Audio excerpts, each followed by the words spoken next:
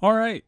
Good evening. Welcome to the Panther-Lair Show here on, I guess, a Wednesday evening. I was almost about to say welcome to Tuesday night. It's not Tuesday night. We're doing the Wednesday night podcast this week, the Wednesday night live stream this week, and doing it a day later, of course, because the Pitt basketball game on Tuesday night. I went back and forth about maybe we should do a live post-game show, and certainly with the results of that one, maybe it would have been interesting to see what people have to say after a game like Pitt played against North Carolina on Tuesday night, but we decided to hold off, decided to wait one night. We'll do our regular thing. I wanted to get on the post-game press conference with Jeff Capel and kind of take care of some post-game items there for the website, Panther-Lair.com, which, of course, you should know that site by now, Panther-Lair.com, Pittsburgh.rivals.com.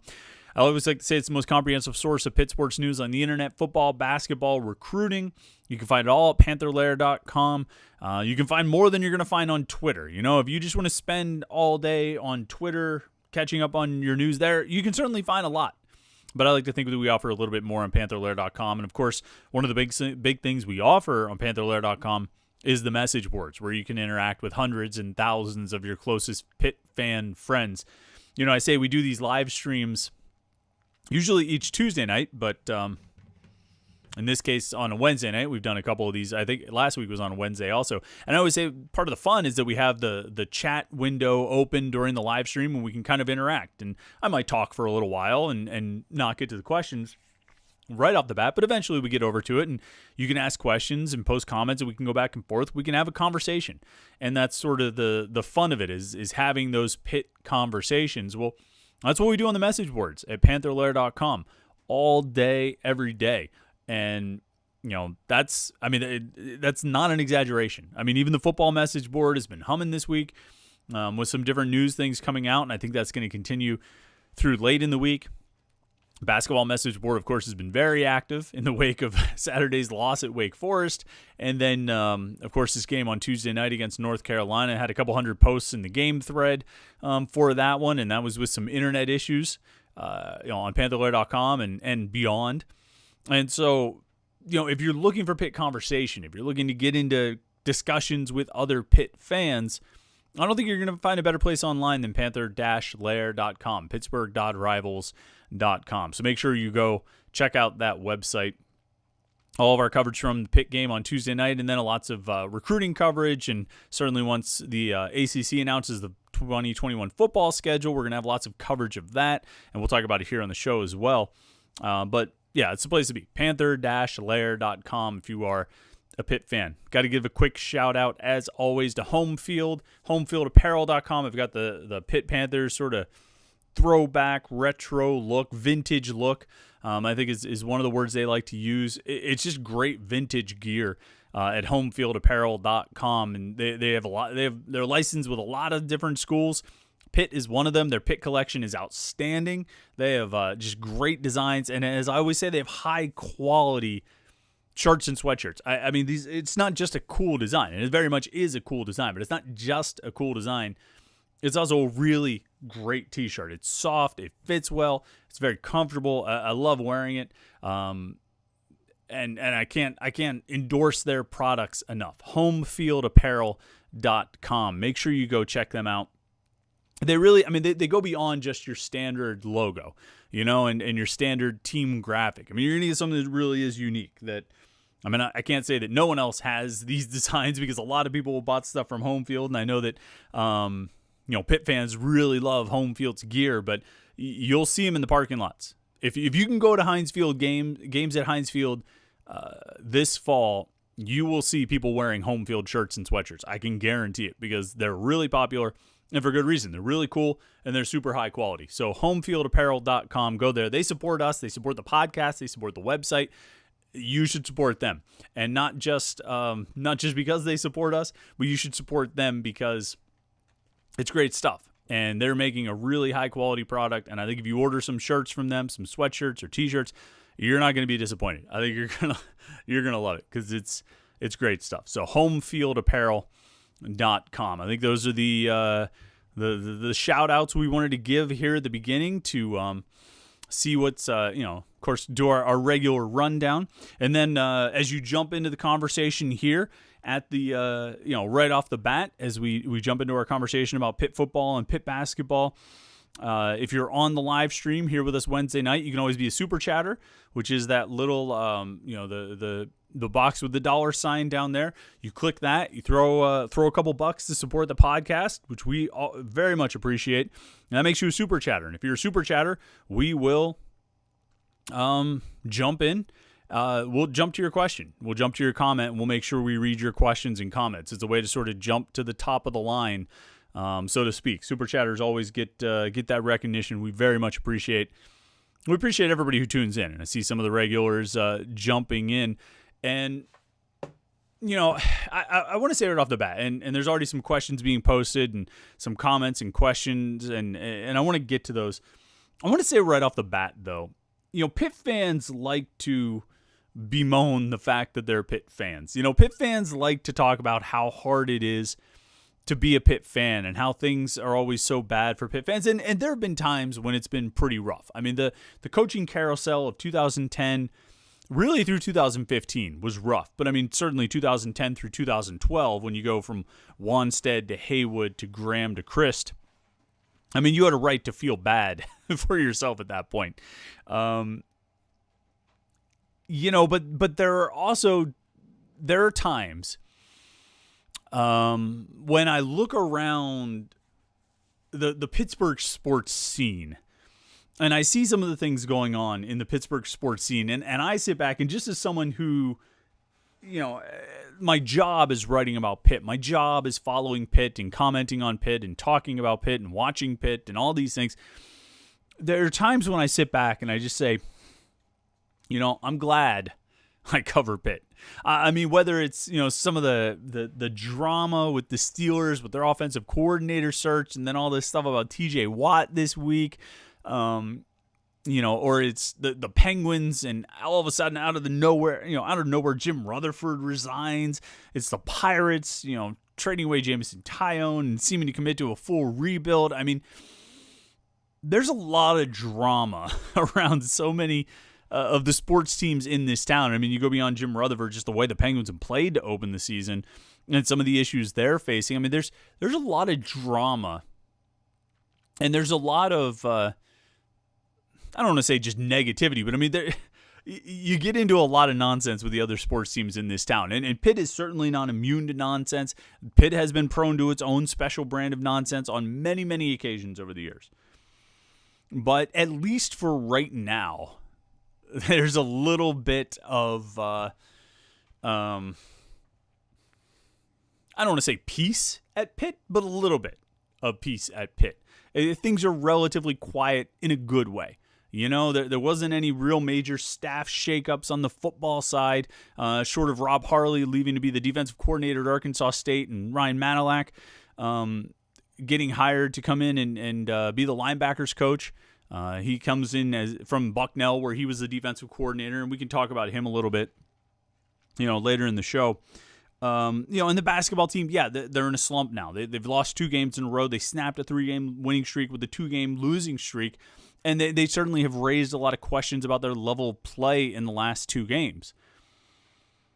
But overall, I don't think we've completely lost the feeling that Jeff Capel has things headed in the right direction. I mean, I think you can look back at the last 2 games and find very clear indications of what the issues were, why they lost those games, and while Capel is not absolved of any culpability or blame for those losses, I think you can still look at a big picture of Pitt overall getting better. And that's, absolutely a positive. And some of the bloom is off the rose of that win over Duke a week ago. It was only a week ago. It was 8 days ago when they beat Duke. And everybody got very excited about Pitt and what Pitt was going to be, because they had won 3 games in a row. They beat Syracuse back-to-back, and then they beat Duke, and it was all, everybody's heads were, everyone's heads were in the clouds, and myself included. I was, I didn't write the column, but I certainly published it on our site from our good friend Ray Myrna, who said, Pitt is back. And I said, they look like they are headed in the right direction. They're trending in the right direction. And then they go and lose to ostensibly the worst team in the ACC. And they lose on the road, which has to be taken into consideration, but they lose because one guy was shooting out of his mind, but they did not play their best game. And they sort of looked like a team that felt like maybe they didn't think they needed to play their best game to beat Wake Forest.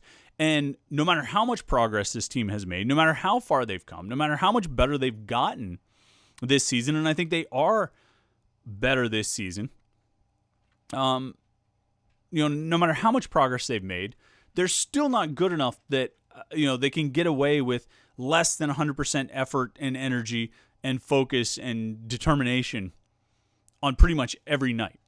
They're not good enough to get away with that.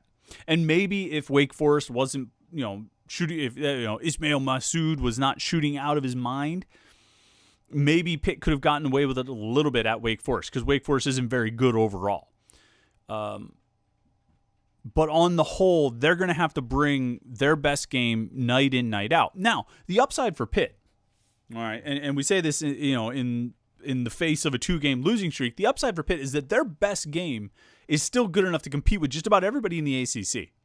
They ran into a little bit of a buzzsaw on, really, these last 2 games. They ran into 2 buzzsaws, a 3-point shooting buzzsaw from at Wake Forest, and then just sort of an inside manhandling at North Carolina, where they shot like 63-64% inside the arc. It's a wonder that they even attempted like 15 3-pointers in that game. I don't know why North Carolina ever took a single shot, or 17 3-pointers. I don't know why they ever took a single shot outside the arc.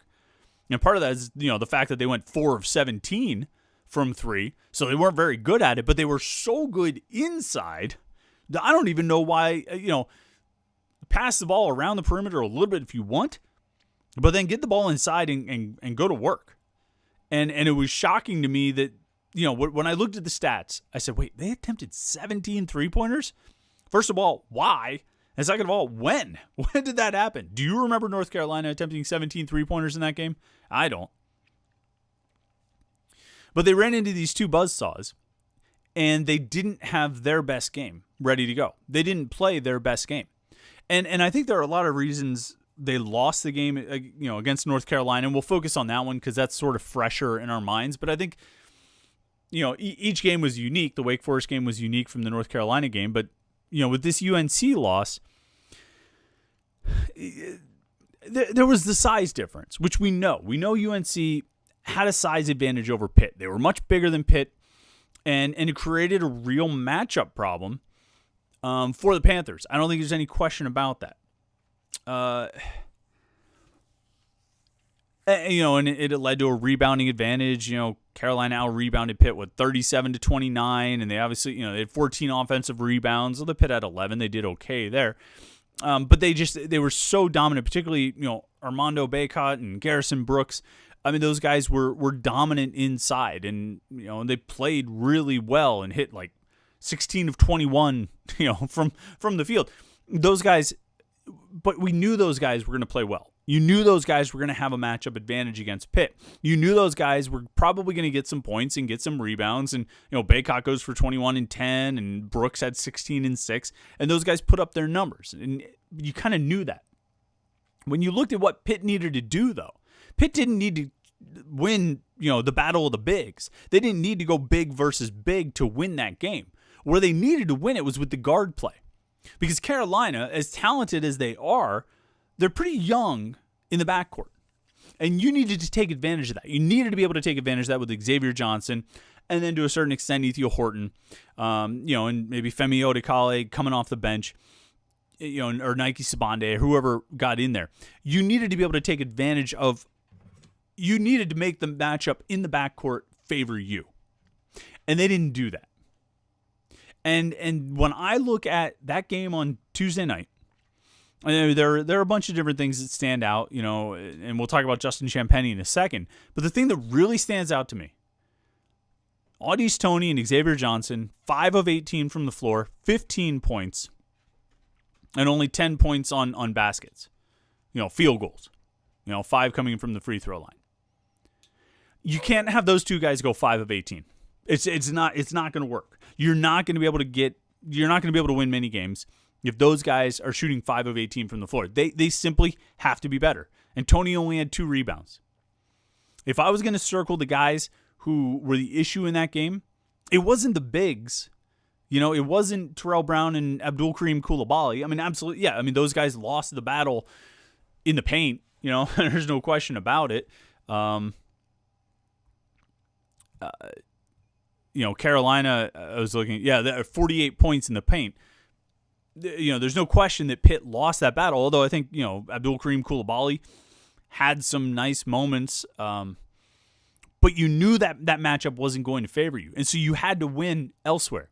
And Carolina, I mean, to their credit, defended Tony and Johnson really well, particularly Tony. And Pitt, to their discredit, didn't play well. Those 2 guys did not play well. And you're not going to be able to get by without them playing well. And it was a point that was made on the broadcast, and different people said it on Twitter, that you've got 3 really good players at Pitt. You've got 3 prominent players, primary guys, in Justin Champagnie, Au'Diese Toney, and Xavier Johnson. And if you don't have at least 2 out of those 3 clicking, you're going to have a really hard time winning games. And when you look at it, Champagnie, 23 points, 10 rebounds, sounds like a winning combination right there. But Toney, 8 points and 2 boards. Johnson, 7 points. That's not going to work. That's not going to work. Au'Diese Toney drew 1 foul. And I marveled about that last week, how against Duke he drew like 8 fouls in the first half alone. Well, he hasn't been doing that the last 2 games. He has not been drawing the fouls. He hasn't been getting to the line, and his game has suffered. And that's not all of his game. He's not, what Trey McGowan's and Xavier Johnson were when they were freshmen. Where, the bulk of their games and some of their most successful games really derived from drawing contact and getting to the free throw line. That's not what Au'Diese Toney's game is, but he does initiate contact. He does draw fouls, and he does get to the free throw line when he's playing well. And on his best nights, he's able to get to the free throw line, draw contact, sink his free throws, and he's also able to make shots and create and rebound and get some of those, I don't want to call them ugly points, but sort of out of the offense points, in addition to running, sets that are run for him. And that wasn't happening on Tuesday night. That didn't happen against Carolina. And that, to me, that's where the game is lost. It's not in the matchup that you were already probably going to lose anyway. It's the matchup where you might have had an advantage, or you had an opportunity to create an advantage, and you failed to do so.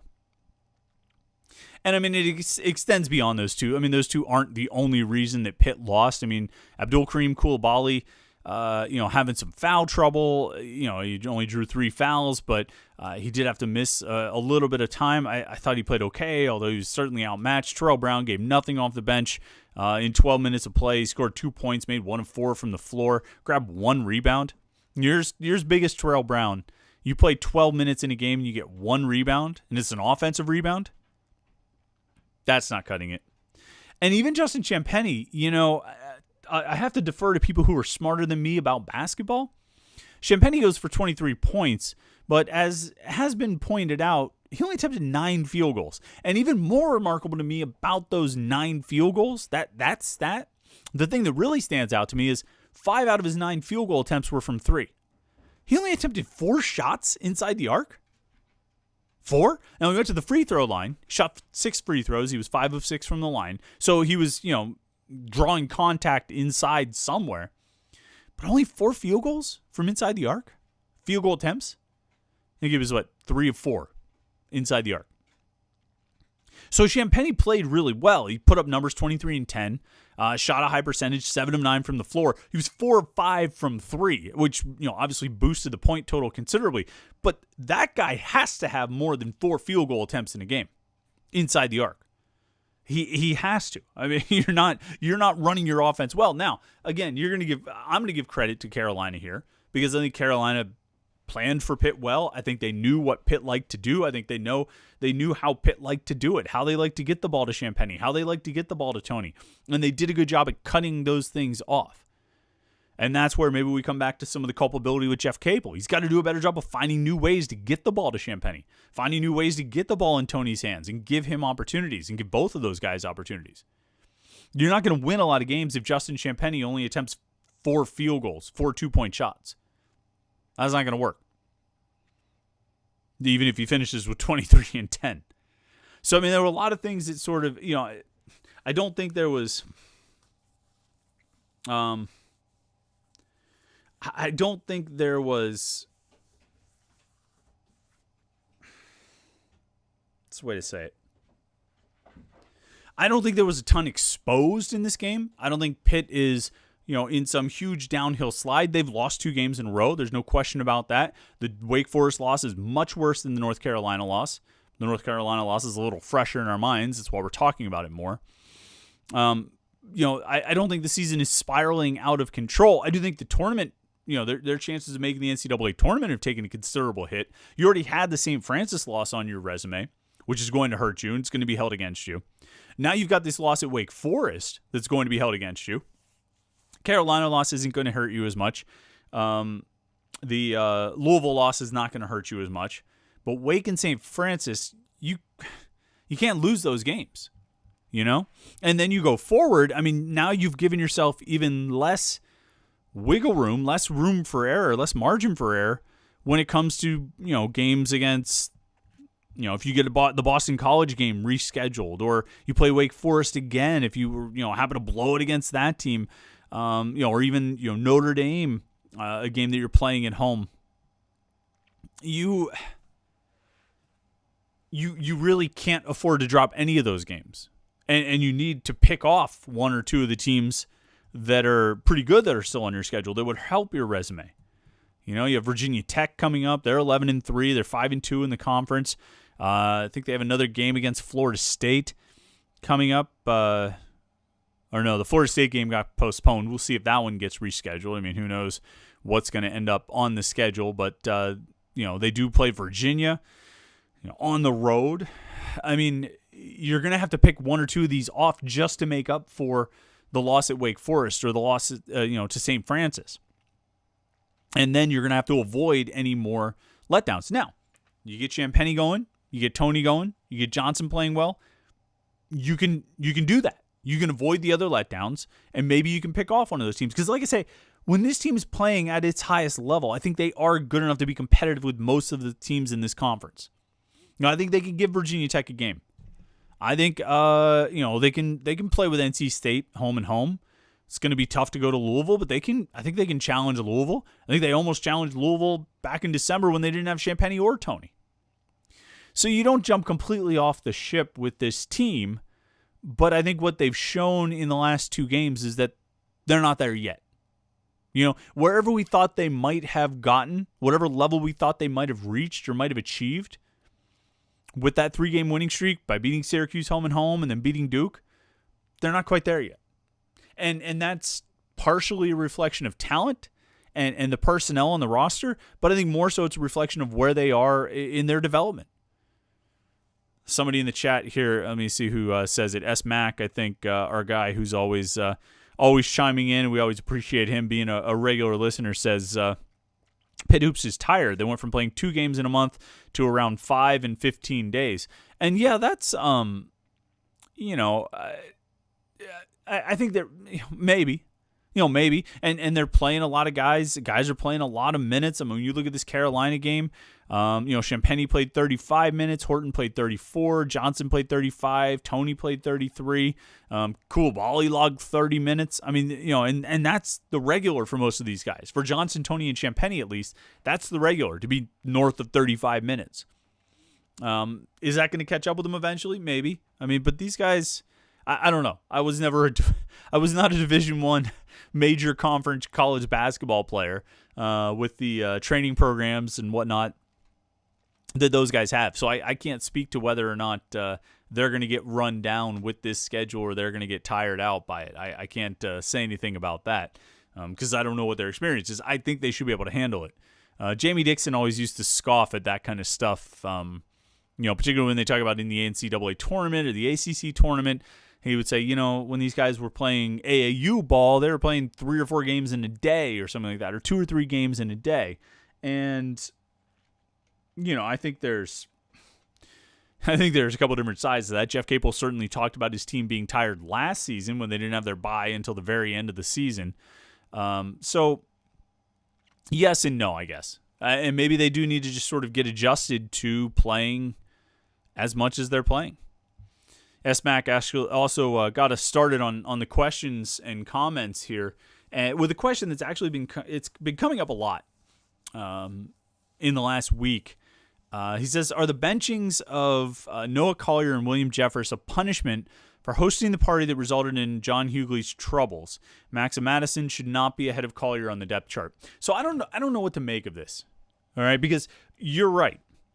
Collier and Jeffers have not played in the last 3 games now. I don't think either guy played against Duke. They didn't play at Wake Forest, and they didn't play on Tuesday night against North Carolina. More to the point, or not more to the point, but in addition to that point, as you said, S-Mac, Max and Madison played a couple minutes against North Carolina. And so, what gives? What do we make of this? And I'm not sure. I don't know if it's tied. I can't sit here and say that it's tied directly to the John Hughley situation. And I can see how you want to line up the timelines on it with Hughley's suspension and then these guys not really getting much playing time, not getting any playing time. But the thing is, they both played in the Syracuse game at home, which was the day after Hughley's suspension was announced. So if it is tied to that, it's tied to it a couple days after Hughley's suspension. And if it was a suspension, if it is a suspension, I mean, they announced Hughley's suspension. I don't know why they wouldn't announce these two as being suspended. Now, again, I can't say it's not the case. It's strange to me that those guys are not playing. Pitt went, how many guys did they use?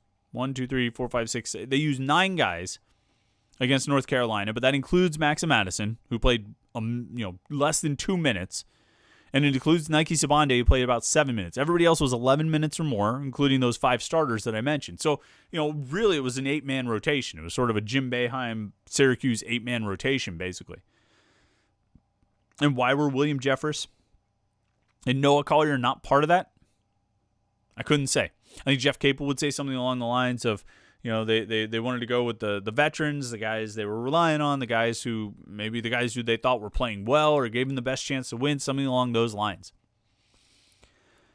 I mean, I could see Capel just sort of relying on Champagnie and Tony and Johnson as much as he can, and then Horton being the next best option at guard with Femi Odekale in there, and then Sabande rotating in for some minutes, and maybe there's not a spot for William Jeffers. Collier is more of a front court player. Was he going to help them all that much against Carolina? I don't know. Could he have done more than Terrell Brown did off the bench? Maybe. I'm not entirely sure. But I see the connection that people have drawn. Like I say, it doesn't make a whole lot of sense to me either. And I don't know if we're going to get a real concrete answer out of Jeff Capel on that, short of, either those guys getting back on the court or an actual suspension being announced. It may just sort of drift around like this for the rest of the season.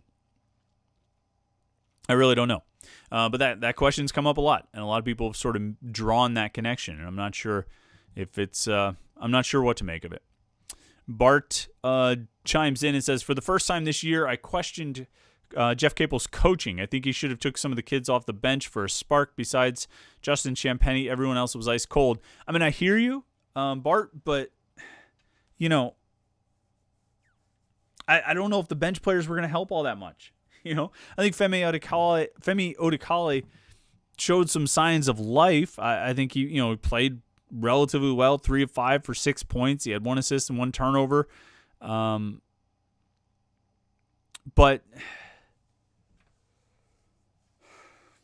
I don't know I don't know if there's a lot of help to be had from the bench right now. When you look at the guys that they're relying on, and you look at the opponents they're playing against, I'm not sure if getting more minutes for Nike Sabande would make a drastic difference. I'm not sure if getting Jefferson Collier in there more would make a drastic difference. This team is going to go the way Champagnie, Johnson, and Tony go. And it's really going to come down to that. And I think you get whatever you get from Coulibaly, you get whatever you get from Horton, you get from whatever you get from the bench. And maybe that means Odekale has a big night some night. Maybe it means Sabande blows up every now and then. Maybe it means Terrell Brown goes for 8 and 6. but it's still going to come back to the big three. And those three guys are going to be the ones who determine this team's success or lack thereof. And like I say, I think that was the case on Tuesday night against North Carolina. It was about those three guys. And one of them played at a really high level. One of them had a really good game, and the other two didn't. And Pitt lost. So I don't know if the bench changes that equation all that much. Let's see. William Schroeder says, I have a hard time seeing Pitt improve much until they find someone better than Xavier Johnson. Besides his official tally of 4 turnovers, he always takes poor shots that basically are turnovers. Yeah, Johnson, and you're right, he had 4 turnovers in the box score, 4 turnovers in the stat sheet, but, quite a few bad decisions with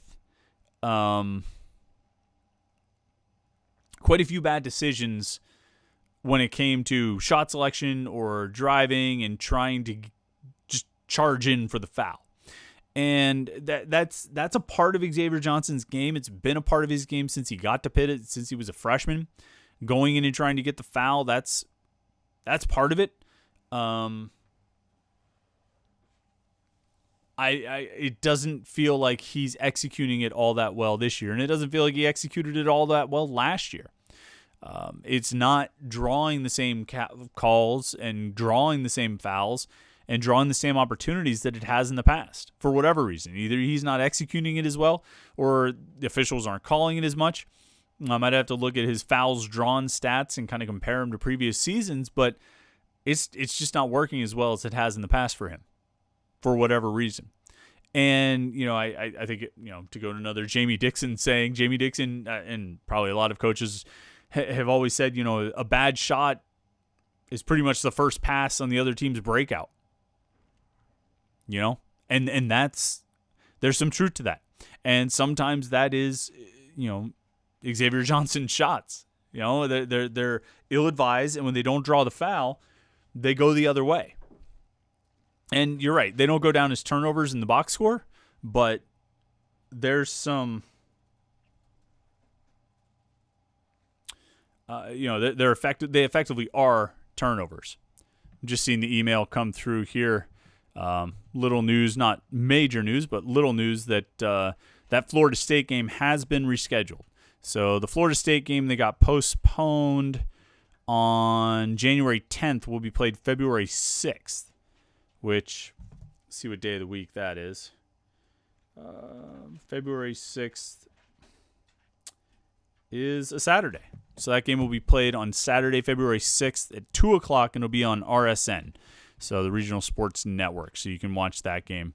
Rescheduled from January 9th, actually. I forgot it got moved from the 9th to the 10th, and then all the way back to February 6th. So now Pitt's got a game that weekend. They've got an opportunity to play against Florida State. So a little bit of news here in the middle of the Panther-Lair show. It's not quite on the level of that time when Kenny Pickett announced he was coming back for his senior year, as we were in the middle of doing a live stream. But a little bit of news. So another game added back to the schedule, a little bit closer to playing those 20 conference games. I still don't think they're going to get to 20. I think there are going to be other games on this schedule that get postponed. I think there are going to be games that get postponed and don't get made up.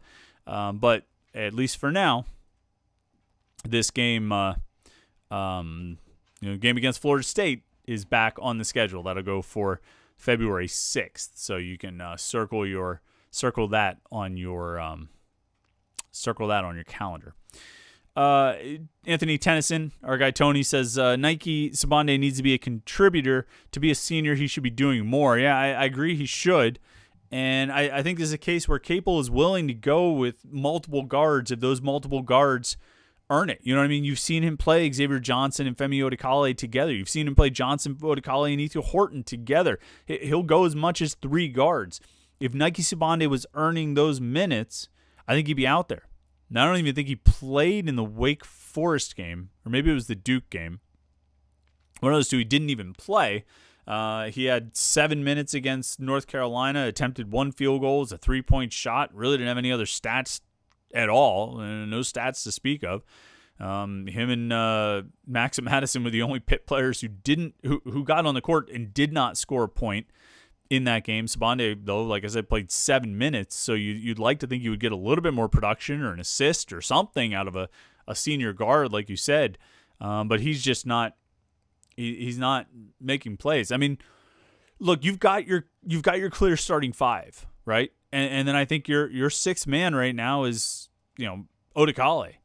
Kind of Terrell Brown, just because you're going to need minutes from a big man. You're going to need, and they even went with two bigs at different times in that game against Carolina. He's going to be sort of splitting with Koulibaly.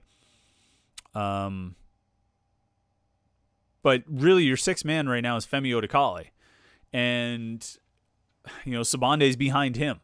And if you want to count Terrell Brown in that rotation, then you're Sabande's maybe number 7 or 8. And that's sort of where he is. And I think until he shows that he should be doing more, I don't think he's going to be doing more. But, I don't see what these guys see in practice, so I don't know.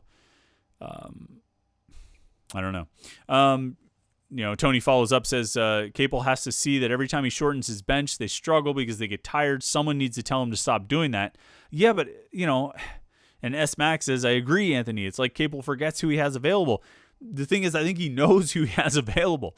And he knows that his team's best chance of winning is with Champagny and Tony and Johnson on the court. I mean, say whatever you want about Xavier Johnson, but he's their best chance. He gives them their best chance. And even if you want to say, well, you got to pull those guys for some minutes here and there to get them some rest and get the other guys some opportunities and just to rest up so they're not completely smoked by the end of the game. Right now it feels like if you don't have Champagny on the court, or if you don't have Tony out there playing well, or you don't have Johnson out there playing well, you're going to fall behind by so much that it doesn't matter when you put those other guys back in, when you put those 3 back in, because you're not going to be able to make up a difference. Like, there feels like there's a real separation here between the top line and the rest of the team, and I think Capel is just trying to get wins. If they had a game, let's see what's coming up here. So they've got, so they had the North Carolina game. They play Notre Dame on Saturday. Then they play Virginia Tech. Then that Florida State game, like I said, they got rescheduled. Then at Louisville, NC State. So maybe somewhere in there, maybe Notre Dame, maybe NC State. Clemson is kind of falling off. That game's on the 21st of February. If you get the Boston College game rescheduled, maybe one of these games against some of these teams lower in the ACC, if you can do what you're supposed to do, maybe you can get into more of a rotation. And maybe you can get more minutes from some of those other guys. But for now, man, you just got to get a win. And the best guys to do, the guys who give you the best chance to win are your best players. And those best players are Champagny, Tony, and Johnson. And, until and unless they're in a situation where they can afford to pull those guys off, either because they're ahead by enough, they have a game comfortably in hand, or because some of the other guys actually earn that playing time, I don't think you're going to see the minutes go down much for those that top line of guys, that big 3. Let's see here. Scroll down here. Royce Beacom says, hate to say it, but Pitt may not be done with bad losses. Still need to compensate for frontline size problem. Against North Carolina, they went to freshman center Max Madison for help. Yeah, they went to Madison for about 2 minutes, Royce. You're right. Size, and Jeff Capel pointed this out after the game on Tuesday night, that they've been at a size disadvantage against most of the teams they've faced. There aren't many teams, particularly in the ACC, that are smaller than Pitt or have less frontline size than Pitt. But they've largely handled it pretty well. They've rebounded really well. They've defended really well. And the size hasn't been a huge difference maker. I think it was in the North Carolina game, and that's probably really one of the first games all season where it did change the game, where it did have a major impact. But for the most part, I think they've handled it pretty well, in a variety of ways, using, probably because they rely on those 3 guys that I keep talking about, of Champagny, Tony, and Johnson. They're not going to get bigger as the season goes on. And Capel obviously knows that. And so I think they've approached it. They've taken the approach of, all right, we've got a smaller lineup. Let's figure out how we're going to win with these guys. Are there more bad losses coming on this schedule? I would say I'll be surprised if they don't have at least one more. Just because of what they've shown in the last 2 games, particularly that Wake Forest game. The fact that they were still susceptible to a game like Wake Forest.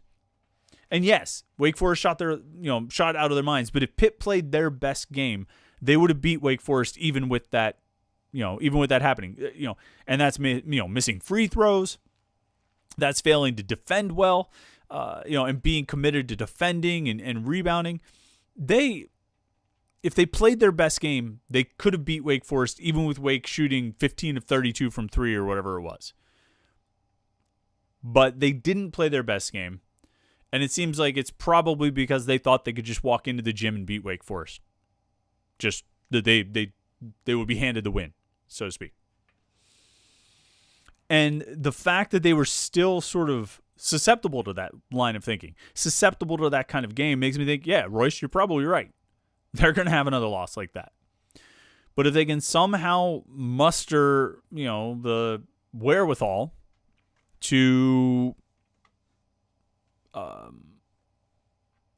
to avoid that kind of thing and bring, maximum effort, maximum energy, maximum urgency every night, then they might be able to minimize the kind of games like that. Let's see here. Scroll through some of the other questions. R. Hutchison says, just joining here, so maybe it was already mentioned, but it seems the officials know the players who are just trying to draw the foul and stop calling them. It seems like they are aware of those players. Yeah, I think that very much happens. I think it very much happens probably at all levels of basketball, and quite frankly, I think it happens in football too. I think you can look... Guys get calls, and some guys don't get calls. Football is a great example, actually, about how officials and their mindsets and their memories and their experiences come into play. I think Pitt has a reputation on the football side, that it has developed in the past few years of being a team that gets physical with the receivers. The defensive backs get physical with the receivers. And I'm sure the coaches on the other sideline are telling the officials before the game, hey, man, you got to watch. They like to do this. They like to do that. Keep an eye on it. They get really physical and, probably could be penalties, that kind of thing. And then the officials, of course, watch tape going into games. They prep for games. And schools have teams have reputations. And I think individual players have reputations. And I think in basketball, it's true that players have reputations. This guy likes to try and draw a lot of fouls. This guy initiates contact a lot. This guy flops a lot. And at a certain point, I think you do stop getting those calls. Or those calls don't always go in your favor.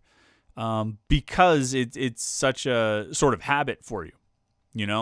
And that's... is that happening? Has that happened with Xavier Johnson?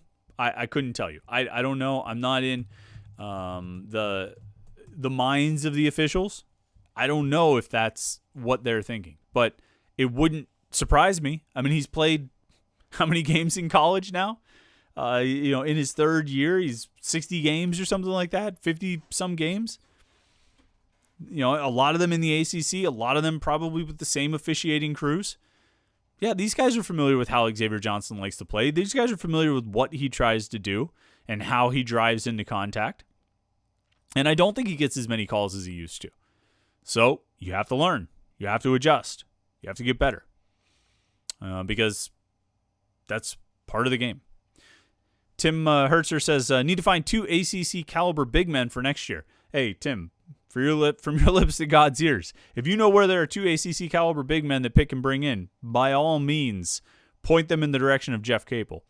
ACC caliber big men are not just growing on trees, and if they are, a lot of them are not going to Pitt. And that's not a knock on Pitt. It's a reflection on where the program is, where the program was when Capel inherited it, and where it's been over the past 3 years. It's not to the point yet where they're going to get 2 ACC caliber big men in a recruiting class. I think Capel's a very good recruiter. I think he's done a good job building this roster, but it's going to be tough for him to consistently get ACC caliber big men. And if he does get them, and they're good enough to play in this conference, and they're good enough to make an impact in this conference, they're only going to be here for a year or two because they're going to go. So, Abdul Kareem Coulibaly, I think, has shown some flashes. I think he showed some flashes late last season. I think he's shown some flashes this season. He's going to be, I think, a 4-year guy. maybe a 5-year guy who's going to take all of that time to really kind of grow into his abilities and develop his abilities and be that kind of player. I think he can do it over the course of his career, and eventually become a pretty solid guy. I think he's solid right now. Just needs to be more consistent, and I think consistent is probably a good way to put it. I think that's what he needs. Tony Tennyson mentions we need a big guy like Efton Reed real bad next year and a shooter. Yeah, Efton Reed, 5-star guy, number 24 prospect in the class of 2021. Top target for Pitt. But he's got offers from all over the country. I mean, really a lot of programs trying to land Efton Reed, a 7'1" center. He's at IMG Academy in Bradenton, known as a football factory, but they're a basketball factory as well. And he likes Pitt a lot, and Pitt seems like they're in really good shape for him. And he could come in and change the trajectory here. I mean, he really could. He could come in and play with Coulibaly, play in a rotation with Coulibaly, and really give Pitt a presence inside that they don't have, and that they haven't had, and that they're probably not going to have without him. So he's an important guy, absolutely, in the recruiting class, and we'll see what happens there. But yeah, Pitt absolutely needs to land him. I think you're absolutely right about that. Bart says, seems like Terrell Brown has a confidence issue. He could be such a contributor to this team. Hey, Bart, man, been saying that for years. You see these little moments from Terrell Brown. You saw him a lot over the first 3 years of his career. You see these little moments where you say, whoa, that's Tim Hertzer. That's your ACC caliber big man. I can see it. It's in there somewhere. It's in there somewhere with Terrell Brown. But it just doesn't come out often enough, and it doesn't come out consistently. And I don't know if there's a confidence issue. I don't know if there's an effort issue. I don't know if there's an energy issue. I don't know if there's a love of the game issue. I don't know what it is with Terrell Brown. He should be so much better than he is. He should be so much more of a consistent impact player than he is. He could change the fortunes of this team if he took those things he does in little spurts, sometimes as much as a half of a game, and could just do them on a consistent basis for 25, 30 minutes a night. He could change so much about this team. Could have changed so much about last year's team, but absolutely can make a huge impact on this year's team. And it's just not, I mean, it's not there. And it never has been. Never on a consistent basis has it been there. TRR says, should I have low expectations for Capel and staff to find one or two capable grad transfers who can help next season? I don't know. It depends on what position you're talking about. Center? Yeah, probably. I just don't think you're going to find a lot of grad transfer centers out there who are going to play at a high level in the ACC.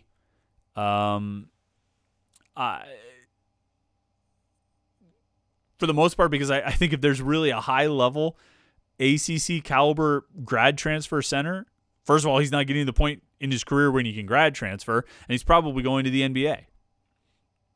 Now, guards, yeah, I'm sure. You can find a guard. I think you can find a wing. You can find a forward. I think you can find a lot of positions that could help, but you're not going to find a center, or at least I think it's highly unlikely that you find a grad transfer center who can really come in and make a big impact on the team. What they do, how they develop this roster, how they develop that position, it's going to be from recruiting. Recruiting is going to have to be where it starts and where it blossoms and where it develops. And if you don't recruit, if you can't find a center in recruiting, you're going to have to adjust the way you play completely and commit to a small ball lineup, or a small lineup, I should say, whether you're playing 4 guards or whatever it is, or you're going to struggle, and you're going to continue to struggle. But like I say, I think they can survive this year, and I think they can win a lot of games and be competitive in this conference, even without big contributions and big impact from the big men. I think Coulibaly can keep doing what he's doing, and that's fine. But your success is going to be about that trio. And if that trio plays well, you will win a lot of games.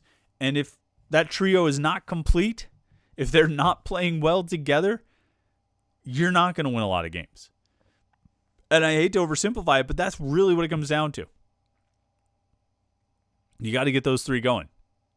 And that'll make up for some of the lack of bigs that you have. And maybe it was just tough matchup on Tuesday night against North Carolina, and that, was the reason, Au'Diese Toney only had like 2 rebounds or something like that.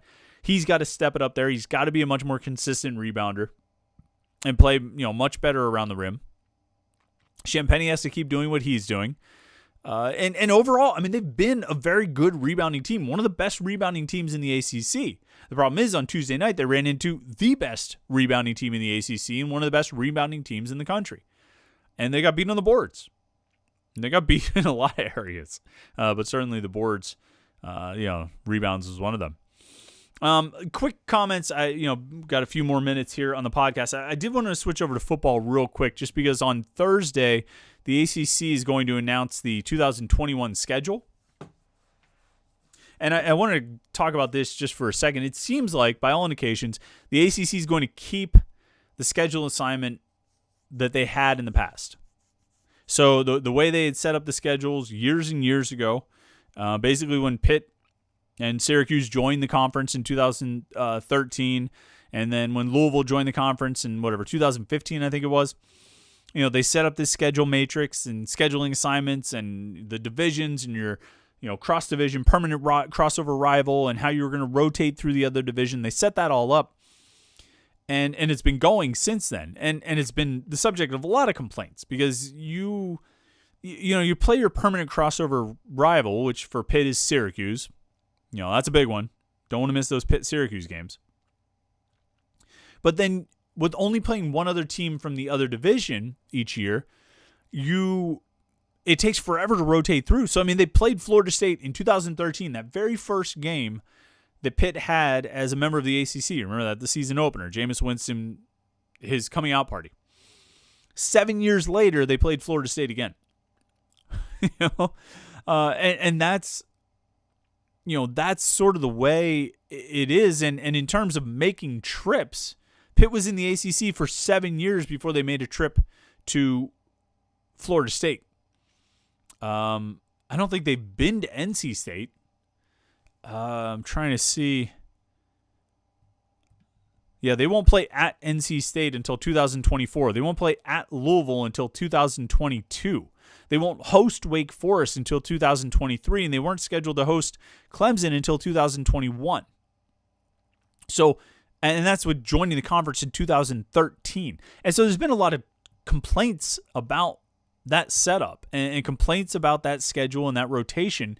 And there was some thought that because they were coming out of this COVID year in 2020, where the ACC, upended the schedule, gave everybody this new 10-game schedule, 10-game conference schedule in 2020, and really kind of upset the apple cart. And there was a thought that maybe they would take that as the opportunity for 2021 to rework the schedule, either change the divisions or drop the divisions or change the way the schedule works, with permanent rivals where you get to see more of the other teams in the other division and see them at home and on the road a little more frequently than where you do right now. Well, it appears that they're not doing that at all. And so Pitt is keeping the 2021 schedule that was previously sort of set, at least in terms of opponents and home and road. We'll find out the dates on Thursday. And what that means for Pitt, it means a couple things. One is that they get to play Clemson 2 years in a row. When the ACC redid the 2020 schedule, they decided to give Pitt a game at Clemson. Hooray! That was fun. Well, now they get to host Clemson at Heinz Field. This was the previously scheduled game. I think Pitt probably wondered if maybe since they got to play at Clemson in 2020, they would get out of the 2021 game against the Tigers. Turns out, no. The other interesting one is Georgia Tech. Odd number of years, 2013, 15, 17, 19, and 21. Pitt is, in 23, Pitt is going to Atlanta. That's how the schedule was laid out. Well, in 2020, when Pitt was supposed to host Georgia Tech, the ACC, when they reworked the schedule, said, Pitt, we're going to send you to Georgia Tech 2 years in a row. If you keep the schedule the same in 2021 as what it was previously set, that's 3 years in a row of making a trip to Atlanta. Now, I'm someone who really likes Atlanta. I think Atlanta's a great city. I think it's an easy trip. It's very easy to get to Atlanta from Pittsburgh. There's lots of flights. They're very quick flights. There are a lot of direct flights. And being there is a fun place. It's one of the road trips in the ACC where you really don't need to rent a car. I mean, it's easy to get around on public transportation. It's easy to get to the stadium in public transportation or an Uber because the stadium's sort of right in the city. It's an easy, and also Atlanta. There's great food, it's a great scene. That's one of, if I had to pick road trips in the ACC, Louisville would be pretty high. Although I haven't been to Louisville since the Big East days, but Louisville's a great place to go, and Atlanta for Georgia Tech, especially in terms of a team that you see every year and go on the road and play every 2 years. I like the trip to Atlanta. Of course, I didn't go this past season, but I like the Atlanta trip, so I don't hate having another one. But this is one that was already scheduled, and I have to think that Pitt probably would rather not play somewhere 3 years in a row, particularly when it's a division opponent. You're supposed to be alternating home and home.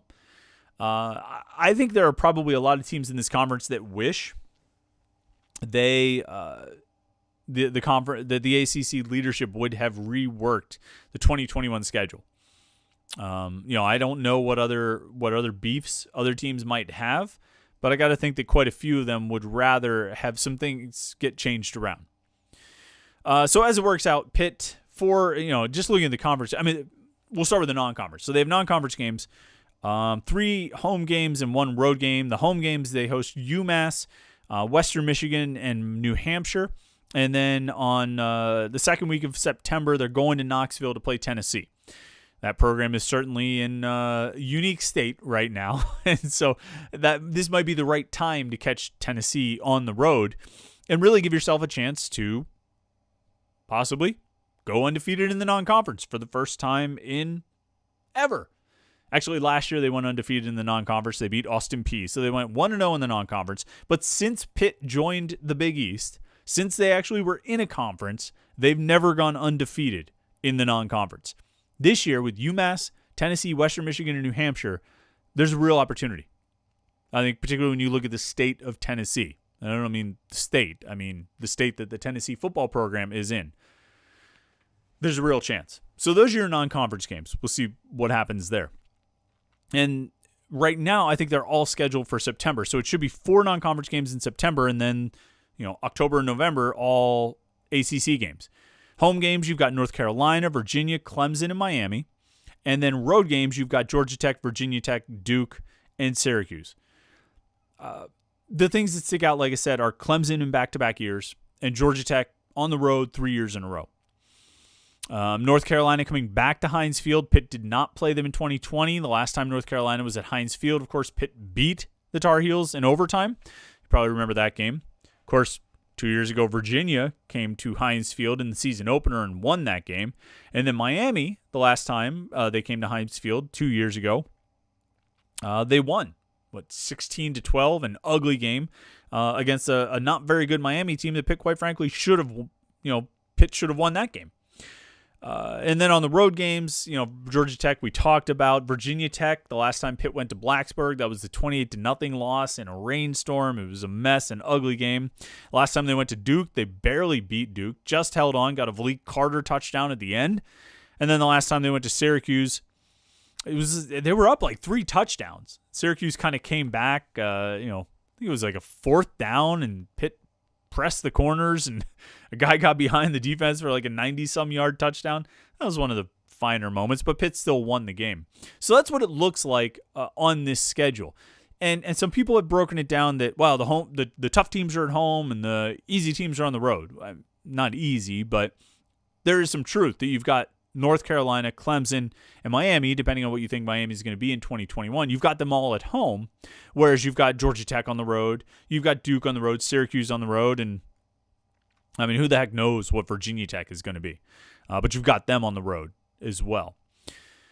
How does this schedule set up? We'll have plenty of time to analyze wins and losses and things like that. But I think your first thing you really want to do, the first thing you want to do right out of the gate is win those non-conference games. You know what I mean? UMass, Tennessee, Western Michigan, and New Hampshire. 3 out of the 4 at home. You really got to go 4-0 there and give yourself a chance to, really shoot for 9 wins. 8 wins minimum in the regular season, ideally 9, with those 8 conference games. There's some tough games in there, no doubt. North Carolina is going to be really good. Clemson's going to be really good. Like I said, we'll see about Miami. And we'll see what those 4 road teams, Georgia Tech, Virginia Tech, Duke, and Syracuse, end up being.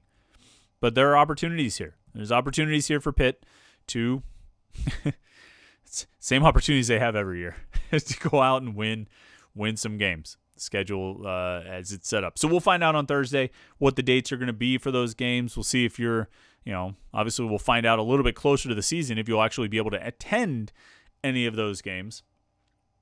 But we'll find out the dates on Thursday so you can at least start penciling those things in and see what comes. So, all right, Pitt, let me see here. I lost my, Notre Dame, 8 o'clock. That's right. I couldn't remember what time. Notre Dame, 8 o'clock on Saturday. Game's on the ACC network, as most of the games the rest of the way are on the ACC network.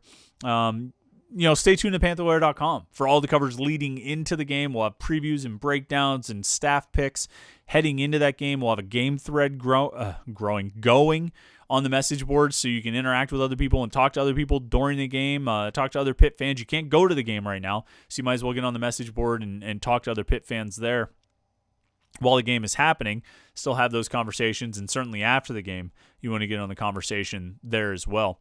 Saturday morning at 8 a.m., we got the Panthers Insider Show. It's on Sports Radio 93.7 The Fan. Make sure you check that out. Another hour of all Pitt sports talk. If you like Pitt sports talk, you want to tune in there. The Panthers Insider Show at 8 a.m. And then, of course, Home Field Apparel. Go check them out. Best Pitt shirts you're going to find. Pitt shirts, T-shirts, sweatshirts, high quality, great logos, great gear. It's the kind of thing, I think if you're a Pitt fan, it's the kind of thing you would like to have. So go homefieldapparel.com. Make sure you check them out. We thank them, and hopefully you get a chance to give it a look. But thanks to everybody who tuned in tonight during the live stream. Thanks for all the comments and questions. It's fun to interact and talk a little Pitt sports with everybody. Thanks for you listening to the podcast through the week. Make sure you stay tuned to Panther-Lair.com. Have a great week, and enjoy the game on Saturday. Have a good weekend. We'll be back next. Will we be back next Tuesday night? Let me look at the schedule here. What is February 3rd? Pitt hosts Virginia Tech on February 3rd. That's a Wednesday night. So, yeah, we'll be back next Tuesday night for our regularly scheduled Panther-Lair.com show here on the Panther-Lair.com YouTube channel next Tuesday night at 8:30. So, tune in for that. Get any comments and questions. We'll talk a little Pitt sports. Till then, have a great week. Thanks, everybody, for tuning in. We'll talk to you next week.